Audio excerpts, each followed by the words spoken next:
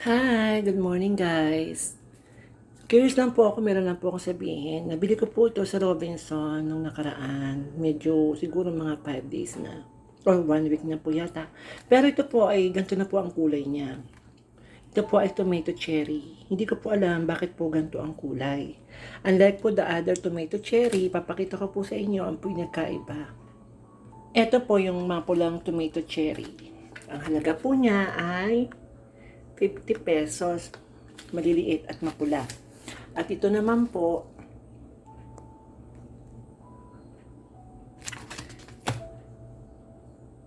₱70. Magkaiba po sila ng presyo.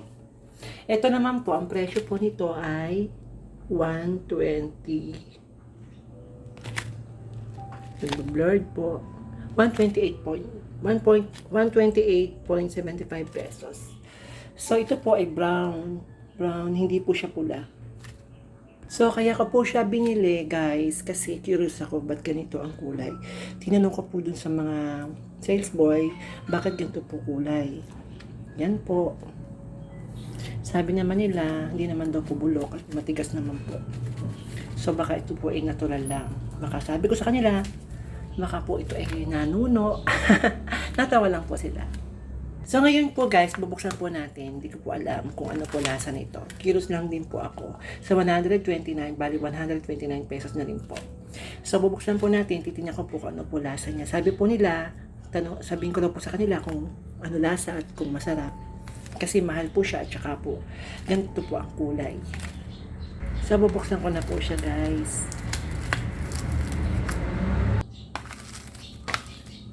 Na po. Ayan po siya. Ito po ang kulay niya. May mga usbong pa po. Yan. Di po siya malambot. Normal po yung kanya po texture. Di po siya lamog. Hindi po siya fresh pa rin po siya. Pero ba't ganito po ang kulay? Okay, titikman ko po. Siyempre, hugasan muna po natin kung ano po lasa.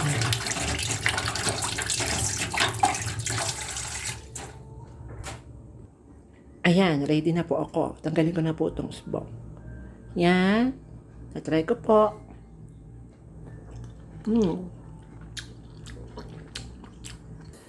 Parang ordinary kamatis lang po pala ang lasa. Yung mga nabibili nating ordinary. Hindi siya, kasi hindi namnam lang talagang tomato cherry pula. Okay naman din siya, medyo maasim-asim na kamatis na ordinary. Pero, sabi ko nga po, ba't ganito kulay? Siguro, dahil nakaiba siya, strings. So, gagawin ko na lang po, i-blender ko na lang po doon sa apple. Ito po kasi everyday kong ginagawa. Ito po yung apple Fuji. Isa lang po siya at nilagyan ko po siya ng kalamansi na 8 piraso. Na-advance ko na po, andyan na po yung kalamansi para may tubig-tubig. At i-blender ko na lang din po siya para at least makain ko talaga siya ng lahat.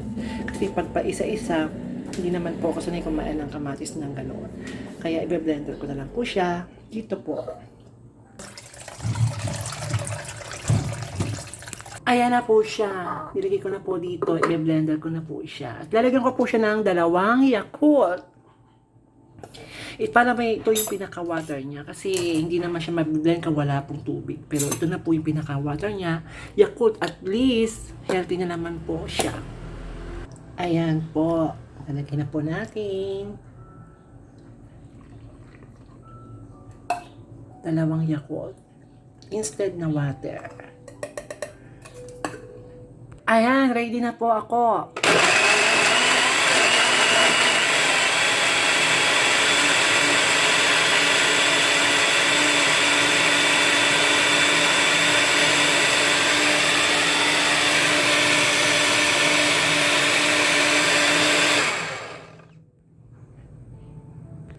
Yan.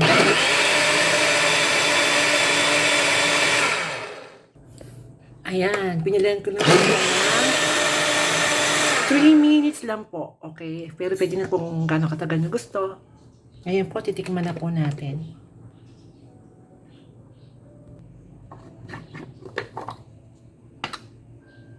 Yan.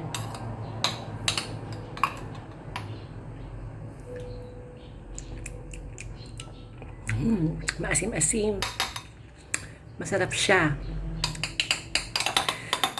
Yes, apple, konting kalamansi, at saka Yakult, at kamatis.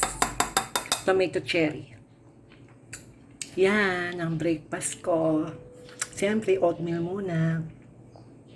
Thank you guys! Gawin niyo po ito para more healthy kayo. For the heart. Thank you!